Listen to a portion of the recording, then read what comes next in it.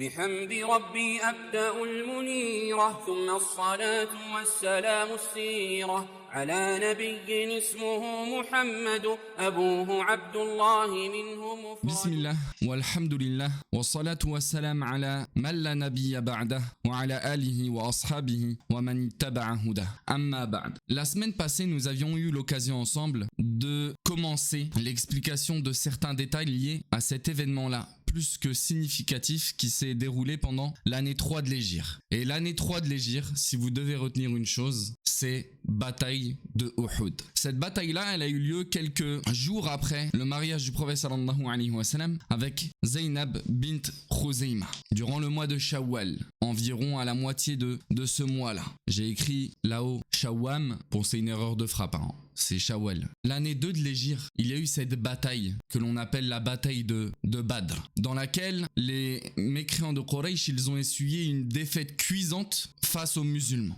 Leur honneur dans la péninsule arabique réduit au plus bas. Les pertes humaines, elles sont colossales. Des très grandes personnalités de Quraysh perdent la vie durant cette bataille-là, notamment Abu Jahl, Fir'aun hadhihi al-umma, le pharaon de cette communauté-là, mais aussi Umayya ibn Khalaf et plein d'autres. C'est une défaite amère en fait, c'est inacceptable. Ils ont perdu aussi beaucoup de biens matériellement parlant parce que les musulmans ont récupéré le butin sur place, même s'ils n'ont pas pu intercepter le convoi commercial qui représentait une valeur commerciale à l'échelle contemporaine d'à peu près 10 millions d'euros. Ils ont récupéré quand même une partie du butin, des armures, des armes. Dès leur arrivée à la Mecque, après la bataille de Badr, l'année 2 de l'Hégire, leur seul objectif, c'est de se venger. Et pour ce faire, ils vont alimenter la flamme de la haine, si je puis dire. Donc sans cesse, ils vont se rappeler ces compatriotes qu'ils ont perdus, ces parents qu'ils ont perdus, ces enfants qu'ils ont perdus. Ils vont aussi interdire que l'on pleure sur les défunts, pour entre guillemets encore plus alimenter cette haine-là et l'embraser. Ceux qui ont perdu le plus dans cette défaite-là, c'est ceux qui seront les plus militants dans leur volonté de prendre revanche sur les musulmans. Par exemple, Ikrima ibn Abi Jahl,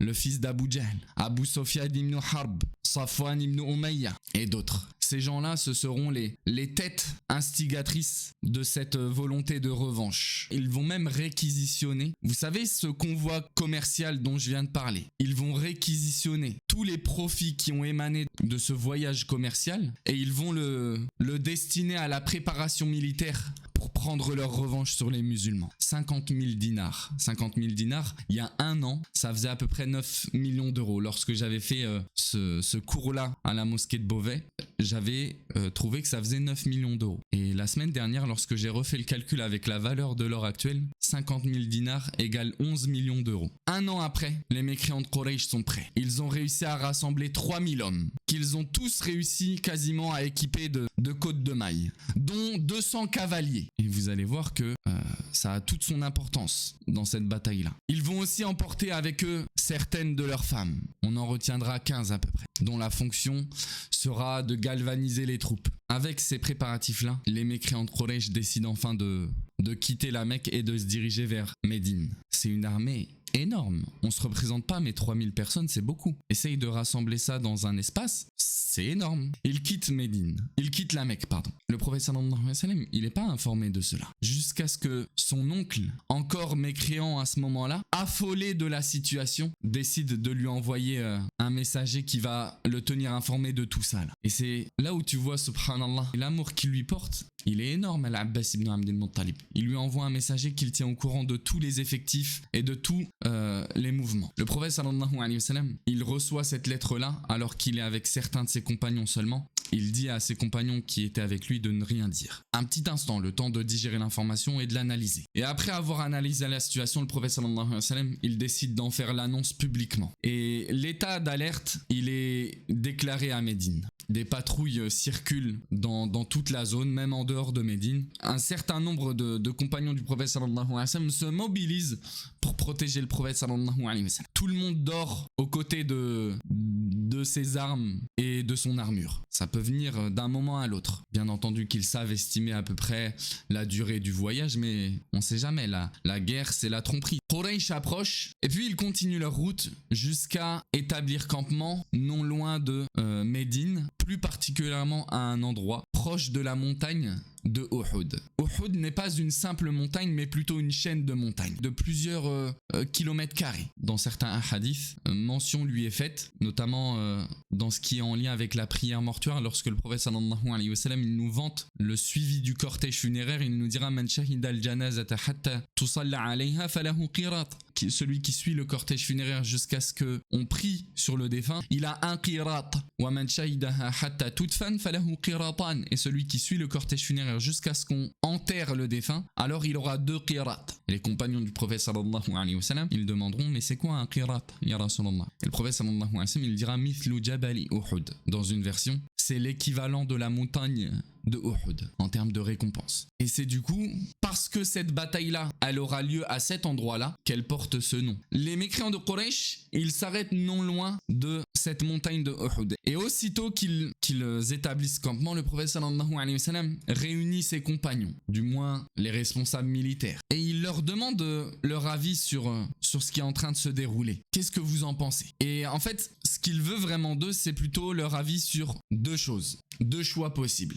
Est-ce que on sort de Médine vers Uhud, qui n'en faisait pas partie à l'époque, pour les combattre sur place, ou alors on les attend à Médine même? Et le prophète sallallahu alayhi wa sallam, il était d'avis à ce que le combat se passe dans Médine même. Et il nous dit que Médine, elle a été construite d'une manière assez particulière. Les rues sont très sinueuses, très étroites. Et le prophète sallallahu alayhi wa sallam, il sait qu'il n'a pas une armée de 3000 hommes qu'il peut mobiliser. Il sait qu'ils seront bien moins que cela. Et cette stratégie-là, c'est très intéressant de remarquer ça. C'est ce que certains soulèvent, à savoir Abqariyatun Nabi sallallahu alayhi wa sallam fi hadha al-fan. C'est le génie du prophète sallallahu alayhi wa sallam dans ce métier, alors que c'est pas forcément son domaine de compétence initialement parlant. Mais ça permet d'effacer la supériorité numérique. L'avantage numérique de Quraysh, ça sert à rien dans des rues étroites. Ils pourront venir qu'à un flux bien précis. Et puis il donne un autre argument, c'est qu'en plus de ça, les femmes pourront même participer de leur maison en jetant des projectiles, etc.,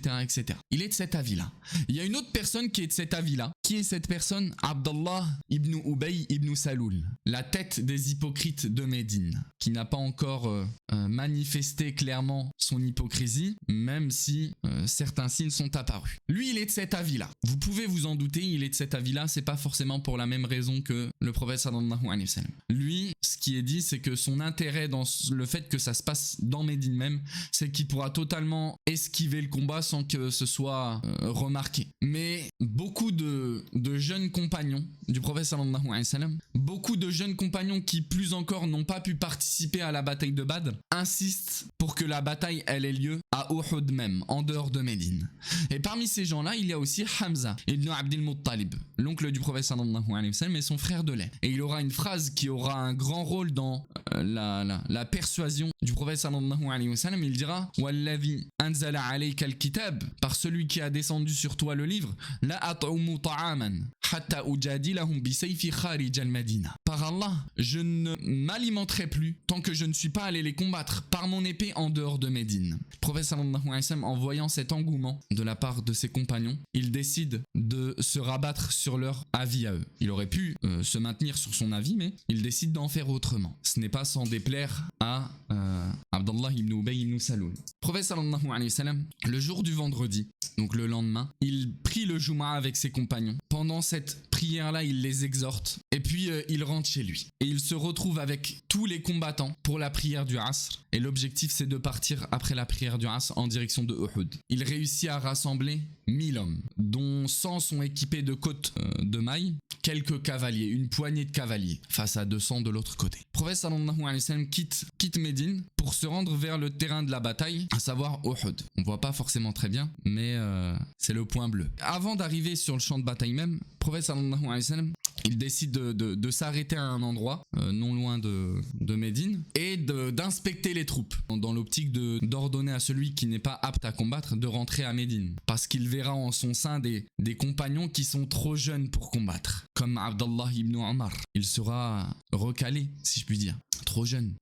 Zayd ibn Thabit, Oussama ibn Zayd. On a aussi Abu Sa'id al-Khudri, Rafi' ibn Khadij, Samura ibn Jundub. Tous ceux-là, ils seront recalés pour leur jeune âge. D'autres, justement, parce qu'ils sont trop vieux. Ou alors ont une forme d'handicap. Rafi' ibn Khadij, aussi jeune soit-il, il insistera auprès du prophète sallallahu alayhi wa sallam pour combattre. Il dira: Ya Rasulallah, je suis très fort à l'arc, laisse-moi participer. Et le prophète sallallahu alayhi wa sallam, il le testera et il verra qu'il est très aguerri à l'arc. Donc il l'acceptera malgré son jeune âge, 15-16 ans, quelque chose comme ça. Ils passent la nuit à cet endroit-là et le lendemain, au petit matin, ils reprennent la route et terminent leur route jusqu'à établir campement au niveau de ce qu'on appelle Ash-Shi'b, donc un renfoncement dans la bataille, dans la chaîne de montagnes de Uhud.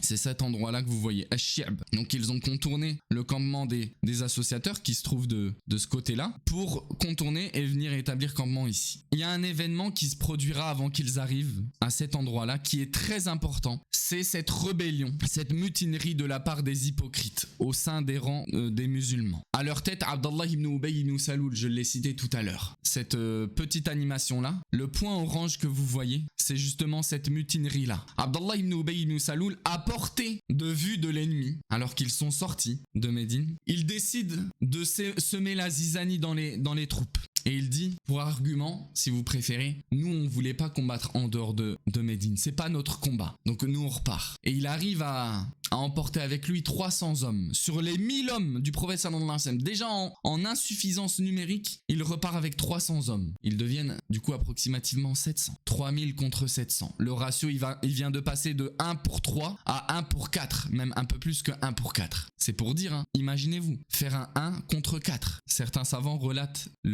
la sournoiserie de Abdallah ibn Ubay ibn Saloul dans le fait qu'il ait choisi de le faire à ce moment-là, à portée de vue de l'ennemi. Donc lui, son argument, c'est de dire, moi, c'est pas mon combat, donc j'ai pas à combattre. Ok, si c'était pas ton combat, pourquoi t'es pas resté à Médine même? Pourquoi t'as attendu ce moment-là pour repartir? Les historiens en extraient une raison, c'est de dire, c'était vraiment pour mettre à mal la motivation des musulmans et pour aiguiser de la meilleure des manières qui soit la motivation des mécréants de Quraysh. Si tu fais ça à vue de l'ennemi, bien entendu qu'il va se réjouir comme personne de voir que l'armée elle s'est divisée et a perdu son tiers. Le père de Jabir, Abdallah ibn Amr, il essaiera de courir après eux et de les raisonner. Et Allah subhanahu wa ta'ala relate cette parole-là qu'il a adressée à Abdallah ibn Ubay ibn Saloul et les gens qui sont repartis avec lui. Il leur dira, mais combattez dans le sentier d'Allah avec nous, ou au minimum défendez Médine. Parce que si nous ils nous battent, la prochaine étape c'est vos femmes, c'est vos enfants. Généralement ça se passe comme ça.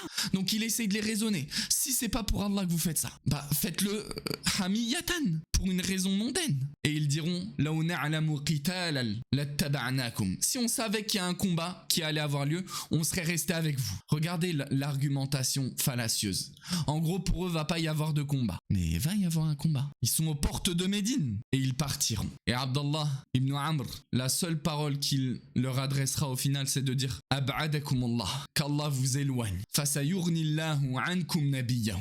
Allah subhanahu wa ta'ala, il va dispenser son prophète de vous. On n'aura pas besoin de vous. Et ils partiront comme ça. Et ils finissent du coup leur route dans cet état d'esprit dans lequel ils peuvent être à ce moment-là, remplis de foi, mais avec une épreuve qui vient de les frapper, dans le shi'b, dans le renfoncement de la montagne. Et c'est à ce moment-là que le prophète sallallahu alayhi wa sallam va assigner les positions de son armée. Et le prophète sallallahu alayhi wa sallam, il va les répartir de la manière suivante. Il va disposer sur une petite montagne qu'on appelle initialement Jabal Aynayn, mais qui a fini plus tard par s'appeler Jabal al-Ruma, la montagne des archers, le mont des archers, justement dû à cet événement-là. Il va placer 50 hommes sur ce mont-là, dont l'objectif sera de protéger le dos des musulmans. L'armée musulmane va être répartie comme cela. Ils ont derrière eux la montagne de Uhud. Ils ne peuvent pas être contournés de ce côté-là. Donc c'est très stratégique, hein. Il n'y a qu'une faille à leur alignement, c'est ce trou-là, qui pourrait donner une opportunité aux mécréants de Quraysh de contourner les lignes musulmanes et de les attaquer du coup sur deux fronts. C'est autant dire la catastrophe qui peut se dérouler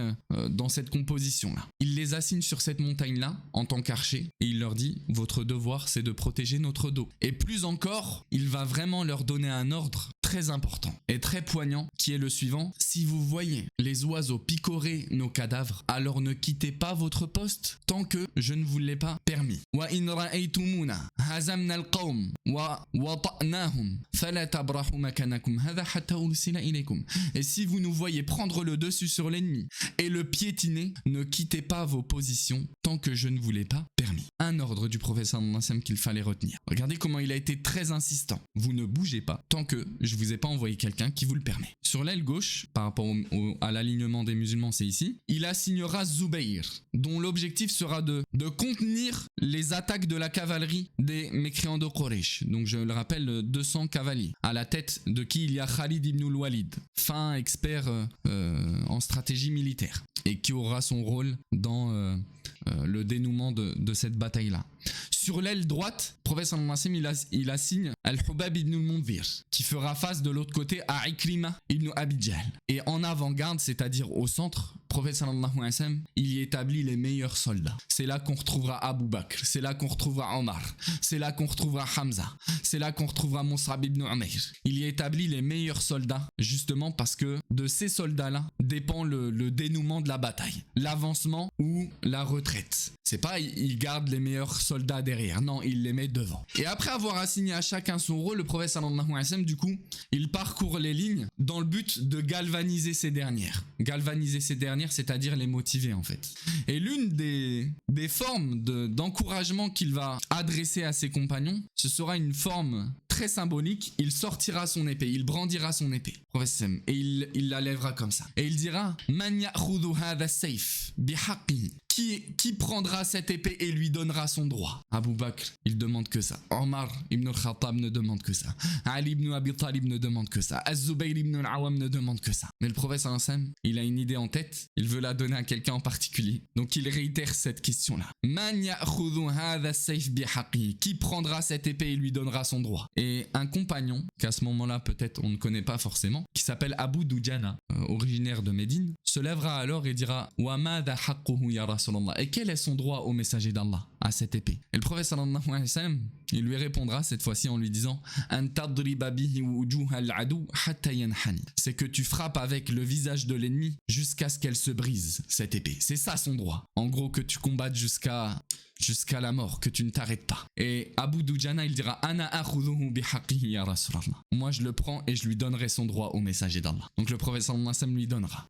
Et Abu Dujana, c'était quelqu'un de très expert au combat, et il était connu chez les Médinois pour quelque chose en bataille. Il avait un turban, un bandeau si vous préférez, un bandeau rouge que les Médinois surnommaient Isabatul Maut, le turban de la mort. Et Abu Dujana, juste après avoir pris l'épée, il a mis ce turban là. Et ils ont dit Abu Dujana, il a mis le turban de la mort. C'est ce turban là qu'il met quand il compte se battre, comme son nom l'indique, jusqu'à la mort. Et après avoir mis son turban, il se pavanait dans les rangs musulmans avec son épée comme ça qu'il dressait fièrement, avec une démarche très orgueilleuse. Imaginez une démarche très orgueilleuse comme ça. Qu'est-ce qu'il va faire le prophète quand il va voir cette démarche là dans les rangs? Il va le réprimander? Non. Il dira Innaha la mishyatun yubriduha Allah. C'est une démarche qu'Allah déteste. Illa fi hadha al-mawtin. Sauf dans ce contexte-là, contexte de guerre. Il y a certaines fois des comportements qui, dans la majorité des contextes, sont blâmables, mais dans certains précisément, ont toute leur place en fait. Et dans ce contexte-là, cette démarche-là orgueilleuse, elle a un intérêt louable. C'est déjà galvaniser les troupes musulmanes. Tu vois quelqu'un dans ton rang qui se sent tellement à l'aise qu'il marche comme ça, tu te dis ouais,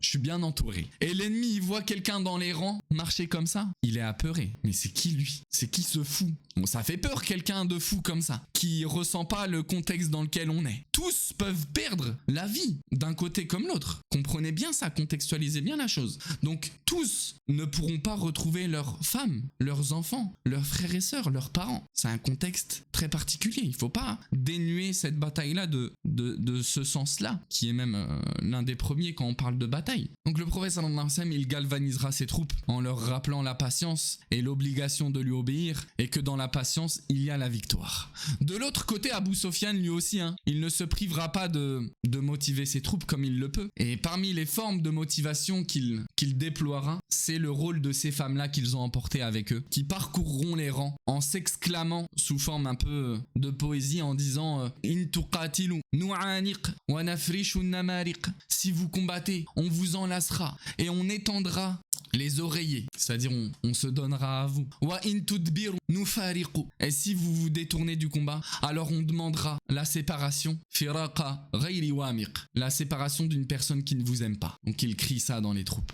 Et d'autres formes de poésie. Les deux troupes s'avancent l'une de l'autre. Abu Sofyan, à portée des troupes musulmanes, se permet de prononcer un dernier discours par lequel il espère créer la zizanie dans les troupes islamiques. Il dira « Oh vous les Médinois, vous les Ansar, on n'a rien contre vous. Laissez-nous, le prophète Mohammed sallallahu alayhi wa sallam, laissez-nous Mohammed et ses compagnons. Nous, on n'a rien contre vous, on veut pas vous combattre. Entre guillemets, écartez-vous et aucun mal ne vous sera fait. » Les Ansar, ils lui donneront une réponse qui va le refroidir tout de suite dans son espoir de pouvoir les convaincre d'une certaine manière d'abandonner le prophète sallallahu alayhi wa sallam. Ah mais ils vont lui répondre de manière sèche. C'est pas possible. C'est nous avant le prophète sallallahu alayhi wa sallam. Tu devras passer sur nous, c'est tout. Il n'y a pas d'autre moyen. Et puis le début des hostilités, il va commencer. Et sous quelle forme il va se manifester? Sous la forme d'un duel, al-Mubaraza. Parmi les associateurs, c'est un homme qui s'appelle Talha ibn Abi Talha, de la tribu de Abd-Dar, qui s'avancera. Il est surnommé chez les Arabes le bélier de l'armée. Et c'était un homme très courageux. Tout le monde connaissait qui était Talha, son courage, sa bravoure, son expérience dans le domaine. Donc il s'avance. Sur le coup, aucun musulman ne décide de s'avancer. Il y a une seule personne qui avance, Az-Zubayr ibn al-Awwam. Az-Zubayr ibn al-Awwam, il n'a pas froid aux yeux. Il s'avance jusqu'à arriver au niveau de Talha, alors que Zubayr, il est plutôt jeune. Mais il n'a pas peur. Et les musulmans, ils observent comme ça ce qui va se passer. Le combat, il éclate entre ces deux combattants-là. Zubayr ibn al-Awwam, il saute sur Talha. Il lui bondit dessus comme un lion, il saute sur sa proie. Jusqu'à ce que Zubayr prenne le dessus sur lui et le transperce par son épée. Et à ce moment-là, les musulmans vont crier Allahu Akbar. Et le prophète sallallahu alayhi wa sallam va lui aussi à son tour crier Allahu Akbar. Az-Zubayr ibn al-Awwam, il vient de faire quelque chose d'étonnant. Combattre un doyen dans le domaine aussi facilement. C'est pas n'importe qui Zubayr. Le prophète sallallahu alayhi wa sallam, il a dit à son sujet Inna li kulli nabiyyin hawariyan wa inna hawari Zubayr. Chaque prophète, il a un apôtre, un défenseur particulier. Et mon secoureur à moi, c'est Zubayr. Aussitôt que ce combat-là, il s'achève, Zubayr regagne les rangs et l'assaut général est lancé. Les deux troupes s'élancent l'une contre l'autre. La guerre éclate sur tous les fronts. Malgré le rapport de supériorité 1 contre 4, les musulmans, ils ont clairement le dessus. Ils ont tellement le dessus que les associateurs de Quraysh, comme certains le relatent, ils n'ont pas l'impression de faire face à 700 musulmans contre 3000, mais ils ont l'impression de faire face à 30 000 musulmans. C'est ça, c'est la foi. C'est la foi qui fait la différence. Est-ce que c'est leur supériorité numérique? Non. Est-ce que c'est leur supériorité militaire? Non. C'est leur foi et leur aqida qu'ils ont concrétisé en leur cœur. Leur confiance en Allah subhanahu wa ta'ala. Et leur croyance qu'ils ne sont que des causes et c'est Allah subhanahu wa ta'ala qui fait marcher, fonctionner les causes ou non. Votre supériorité numérique, si Allah il est avec nous, ça ne donnera rien. Ils savent que si tous les hommes du premier au dernier s'unissaient contre l'un d'entre eux, ils ne pourraient rien contre lui, sauf si Allah subhanahu wa ta'ala il en a décidé autrement. Et inversement, du Hamza ibn Abdel Muttalib, il n'y a pas une personne à qui il fait face, si ce n'est qu'il le refroidit sur place. Abu Dujana, cet homme à qui le prophète sallallahu alayhi wa sallam a donné son épée, lui aussi il fait la misère à l'ennemi, familièrement parlant. Az-Zubayr ibn al-Awwam, il nous dit moi je voulais vraiment l'épée du prophète sallallahu alayhi wa sallam. Je la voulais vraiment plus que quiconque. Et je me suis dit qu'il allait me la donner vu que je suis son cousin. Je suis le fils de sa fille. Il va me la donner l'épée. Et lorsqu'il l'a donnée à Abu Dujana, j'ai été très frustré, dans le sens, bien sûr. Et donc pendant la bataille, j'ai regardé ce que Abu Dujana allait en faire de cette épée-là. Je me suis dit, si le prophète sallallahu alayhi wa sallam lui a donné, c'est pas pour rien. Donc j'ai observé pendant la bataille. J'ai vu Abu Dujana faire face à l'ennemi et avancer droit dans les lignes ennemies en faisant tomber tout le monde devant lui. Jusqu'à ce que Abu Dujana nous rapporte lui-même, dans certains récits, qu'il a fini par arriver devant une personne qui criait, qui motivait les troupes associatives initiatrice contre les musulmans. Il a levé l'épée sur cette personne-là. Et lorsque cette personne, elle s'est retournée, elle a crié. Et il a vu que c'était Hind bint Utba, une femme.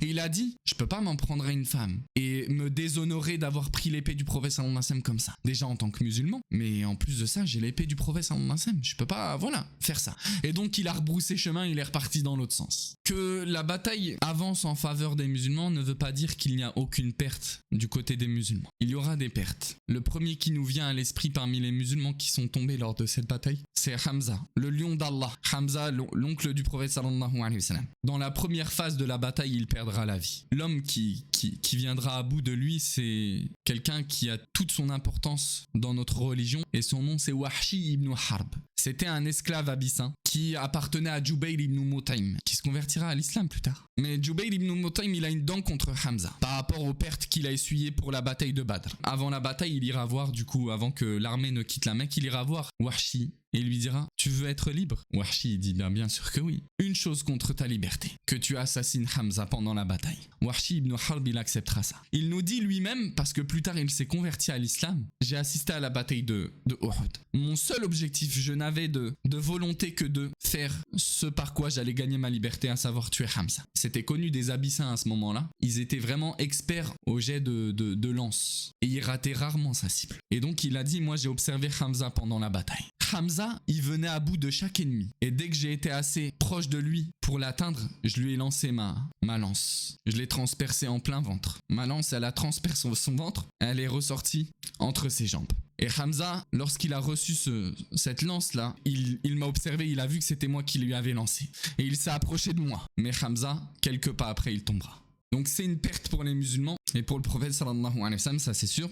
Mais la bataille, elle continue. L'ascendant est toujours pour les musulmans. Khalid ibn al-Walid, il n'arrive pas à trouver la faille pour contourner les musulmans. Après plusieurs tentatives, notamment 3 qui sont totalement repoussées par les archers, il abandonne. Les mécréants de Quraysh, ils sont acculés. En fait, leurs lignes sont poussées. Tu ressens l'avantage en faveur de qui il est dans une bataille en voyant l'avancée des troupes. Et là, les associateurs de Quraysh, ils sont vraiment acculés jusqu'à se retrouver dans une situation qui marque la fin de cette première phase-là, de cette bataille-là, qui est en 2 phases. Ils battent en retrait.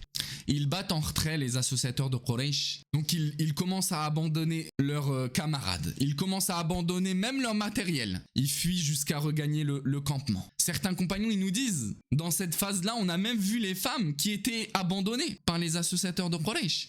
On a même vu les femmes de Quraysh, là, les 15 femmes qui étaient tellement dans une situation délicate qu'on les a vues remonter leurs vêtements et courir se réfugier dans les hauteurs de la montagne. L'armée des associateurs, elle est mise en porte-à-faux. Est-ce la victoire pour les musulmans? Alors la bataille ne s'est pas arrêtée là, malheureusement, par sagesse d'Allah subhanahu wa ta'ala et par son décret. Vient le moment de l'erreur fatale qui a causé le basculement de la tournure de la bataille du tout au tout. Cette erreur fatale, elle émane des archers que le prophète sallallahu alayhi wa sallam, il avait positionnés sur le mont de Aïnaïn. C'est 50 archers. Dès que les mécréants de Quraysh commencent à battre en retrait, je vous l'ai dit, ils abandonnent plein de choses sur le sol. Et donc, à ce moment-là, dans les troupes musulmanes, beaucoup de fantassins, ils vont arrêter le combat. Ils vont dire, c'est bon, on a gagné. Al-Ghanima, le butin, il faut le ramasser. Le butin de guerre. Ce que laisse l'ennemi en battant en retraite, on a le droit de le ramasser. Le prophète sallallahu alayhi wa sallam, il nous dit, on m'a donné 5 choses qu'on n'a donné à aucun autre prophète avant moi. Parmi ces 5 choses-là, on m'a permis le butin de guerre. Certains musulmans commencent à le ramasser. Ils lâchent eux-mêmes leurs armes pour ramasser le butin. Et les archers, en voyant ça, ils se disent, nous aussi, on doit aller ramasser le butin, c'est bon. Ghalabna, c'est bon, on a fini, on a gagné, on peut y aller. Et Abdallah ibn Jubayr, qui était le chef désigné des archers sur le mont, il verra à peu près 45 archers quitter leur poste pour descendre du mont et aller récupérer le butin. Et Abdallah ibn Jubayr, il leur dira, restez, vous avez pas entendu l'ordre du prophète sallallahu alayhi wa sallam qu'il nous a donné? Mais ils diront, c'est bon, on a gagné, on peut y aller. Et Abdallah ibn Jubayr, il restera sur le mont avec 5 archers, pas plus. Khalid ibn al-Walid, qui n'était pas encore musulman à cette époque-là, de son génie, il sait que c'est le moment pour regagner l'ascendant dans cette bataille-là. Il décide de contourner la montagne. Dans un premier temps, il achève le peu d'archers qu'il reste sur la montagne. Parmi eux, Abdallah ibn Jubayr et 4 de ses camarades qui étaient restés. Regardez comment l'erreur de certains a causé la perte de ses compagnons-là. Une erreur quelquefois que tu peux faire, elle aura des conséquences sur toi, ça c'est clair. Tout acte que tu fais a des conséquences, ne serait-ce que dans l'au-delà. Et pire sont sont les conséquences dans l'au-delà. C'est pour ça qu'on encourage les gens à se repentir ici-bas et de patienter sur les épreuves qu'Allah subhanahu wa ta'ala met sur notre route. Parce que si t'es puni dans l'au-delà, c'est pire que la punition qu'Allah peut abattre sur toi ici-bas. Khalid, il vient à bout en l'espace d'un instant de ces quelques archers. Il contourne les musulmans. Le prophète sallallahu alayhi wa sallam, il est en retrait. Les associateurs de Quraysh qui ont contourné le mont, ils n'ont pas remarqué le prophète sallallahu alayhi wa sallam. Le prophète sallallahu alayhi wa sallam, il est face à un choix crucial. Soit il ne dit rien, il n'avertit pas les troupes musulmanes de cette prise à revers, soit il les avertit, le mal aura lieu quand même, hein. C'est bon, le danger il est imminent, il va avoir lieu, mais entre guillemets au moins retournez-vous, mais du coup il informe de sa position. Le prophète sallallahu alayhi wa sallam, il décidera d'avertir ses compagnes et de crier au rassemblement autour de lui, et du coup une partie de la cavalerie remarque tout de suite qu'il s'agit du prophète sallallahu alayhi wa sallam et donc se dirige vers lui.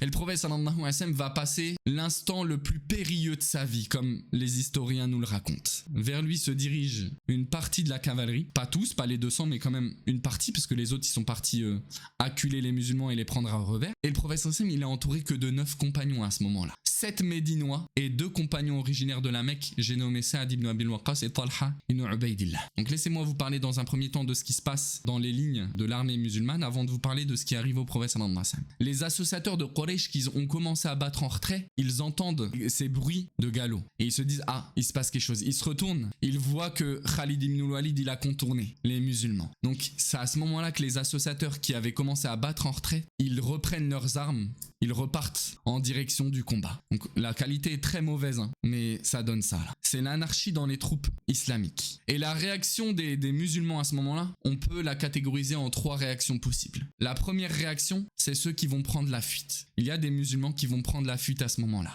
et qui vont aller se réfugier soit en hauteur dans les montagnes, soit qui vont se rediriger vers Médine. Il y a un deuxième groupe de musulmans qui vont carrément abandonner, lâcher les armes et se poser au sol et hisser le drapeau blanc. Plus encore lorsqu'ils vont entendre parler de la mort du prophète sallallahu alayhi wa sallam, puisqu'une rumeur va être lancée dans le champ de bataille, comme quoi le prophète sallallahu alayhi wa sallam a perdu la vie et a été tué. Beaucoup de compagnons vont perdre la vie à ce moment-là. Les musulmans vont tellement être dans la confusion que certains vont même s'entretuer entre eux sans le savoir. On ne sait plus qui est qui. Au point où même le père de Hudhayfa ibn al-Yaman, sera tué par un groupe de musulmans. Et Hudhayfa, il nous rapporte la scène. Il nous dit, pendant la confusion là, j'ai vu un groupe de musulmans s'approcher de mon père et commencer à se battre contre lui. Et moi j'ai crié, Abi, c'est mon père, c'est mon père, c'est mon père. Mais avant que j'arrive, ils l'ont tué. Donc on a des gens qui fuient, on a des gens qui abandonnent. Ce qui va avoir un rôle décisif dans la tournure de cette bataille-là, en faveur des musulmans, malgré la situation, c'est la réaction du 3e groupe. Et ce 3e groupe-là, c'est ceux dont les pensées n'étaient orientées que vers le prophète sallallahu alayhi wa sallam. Eux, ils n'ont pas cru en cette rumeur-là. Abu Bakr, Omar, Ali, Zubayr, Abu Dujana, qui tu veux, ces gens-là. Leur seule volonté, leur seule intention, leur seul objectif, c'était de repartir derrière pour aller rejoindre le prophète sallallahu alayhi wa sallam. Donc ils étaient en première ligne, je l'ai dit tout à l'heure. Et ils vont devoir parcourir une distance en s'occupant de toute personne qu'ils vont croiser jusqu'à regagner le prophète sallallahu alayhi wa sallam, le retrouver. Certains, leur objectif, c'est de continuer de combattre, même si c'est pas d'aller rejoindre le prophète sallallahu alayhi wa sallam. Je pense par exemple à Anas ibn Nadr. Anas ibn Nadr, c'est l'oncle de Anas ibn Malik. Anas ibn Malik, quand même. Il nous dit, mon oncle, celui de qui on m'a donné le prénom, le jour de Uhud, lorsque la confusion elle a gagné les troupes musulmanes et que des gens ont baissé les armes, lui, il était tout seul. Et il a avancé tout droit vers l'ennemi. Il a vu des gens qui avaient posé leurs armes au sol et il leur a dit, Mada tasna'un, mada tantavirun. Qu'est-ce que vous attendez? Ils ont dit, Qutila Mohammed. Ils ont dit, mais Mohammed il est mort, ça sert plus à rien de se battre. Il a dit, Famada tantaviruna min al-hayati ba'dahu. Qu'est-ce que vous attendez de la vie après sa mort? Debout et combattez pour la cause pour laquelle le prophète il a combattu. Et ils l'ont pas écouté et lui il est parti. Et sur la route il croisera un autre compagnon du prophète sallallahu alayhi wa sallam et ce compagnon là il lui dira, mais tu vas où Anas? Et Anas ibn Nadr il lui dira, je me dirige vers l'odeur du paradis que je suis en train de sentir et c'est pas en me réfugiant dans les montagnes de Uhud que je sens cette odeur là, c'est pas de là qu'elle vient, c'est vers là-bas, donc j'y vais. Et les savants ils débattent entre eux de ce que Anas a voulu dire ici. Certains disent que ça a à comprendre au sens apparent qu'Allah subhanahu wa ta'ala lui aurait fait sentir l'odeur du paradis. Et Anas ibn Nadr il partira vers les rangs ennemis et Saad il nous dit à la fin du combat, il a briefé le prophète sallallahu alayhi wa sallam sur ce qui s'est passé, sur la mort d'Anas ibn Nadr, et il a dit, je pourrais pas te décrire ce qu'il a fait, ce qu'il leur a fait comme misère, mais il perdra la vie. En tout cas, ce genre de réaction là, elle aura vraiment un effet sur les musulmans, puisque beaucoup de musulmans musulmans vont reprendre l'envie de combattre en fait, vont regagner l'envie de combattre en voyant ce genre d'action-là. Donc beaucoup vont se relever et reprendre les armes et retrouver la raison dans toute cette confusion-là. Le prophète sallallahu alayhi wa sallam, on revient sur lui, il est entouré de 9 compagnons. La cavalerie s'abat sur lui. Donc il dit à ses compagnons, Man yarudduhum anna falahul jannah. Qui les repousse de nous et il a le paradis. Et c'est à ce moment-là que chaque Médinois là parmi les 7 qui accompagnaient le prophète, un après l'autre, il va prendre ce rôle-là. Il va dire moi j'accepte ce rôle-là. Et il tentera de repousser les attaques de la cavalerie jusqu'à perdre la vie. Et après c'est le prochain qui prend la place. Le prophète il dit qui prend sa place et il a le Jannah, il a le paradis. Et il défend comme il peut jusqu'à perdre la vie. Jusqu'à ce que le dernier Médinois perde la vie. Il reste plus que Saad ibn Abi Waqqas avec le prophète sallallahu alayhi wa sallam et Talha. Saad ibn Abi Waqqas c'est un maître en ce qui concerne la compétence de tirer à l'arc. Talha pareil, il défend le prophète sallallahu alayhi wa sallam comme il peut. Ils sont acculés par l'ennemi. Et le prophète sallallahu alayhi wa sallam, il est défendu mais il essuiera quand même des coups. Et c'est durant cette bataille-là qu'il sera frappé une fois au front, point d'enseigner, une fois à la joue, car Abdallah ibn Qami'a, il lui mettra un coup de massue qui enfoncera le aume du prophète sallallahu alayhi wa sallam dans sa joue. Mais en tout cas, ces compagnons-là, ils vont réussir à le défendre suffisamment longtemps pour permettre aux autres compagnons, dont on a cité les noms tout à l'heure, d'arriver, comme Abu Bakr, Omar, Az-Zubayr, tous ceux que vous voulez, parmi les héros que l'on a dans notre patrimoine islamique et dont on peut être fier de compter et dont on devrait plus étudier les biographies et faire étudier les biographies à nos enfants pour qu'ils puissent s'inspirer de ces héros-là et pas de héros fictifs que l'on met devant nos enfants H24, à Superman, à Spiderman, à... C'est quoi ça? On a des héros dans l'islam qui ont véritablement existé et qui transmettent des valeurs islamiques. C'est un devoir des parents de faire connaître ce patrimoine-là à leurs enfants, qui va renforcer leur liaison à l'islam et leur attache à l'islam. Et même à leur propre personne, à eux déjà. C'est important. Abu Bakr, quand il sera en train de s'approcher du prophète sallallahu alayhi wa sallam, il verra de loin l'ombre du prophète sallallahu alayhi wa sallam et d'une personne avec lui. Il dira, j'espère que c'est Talha. J'espère que c'est Talha.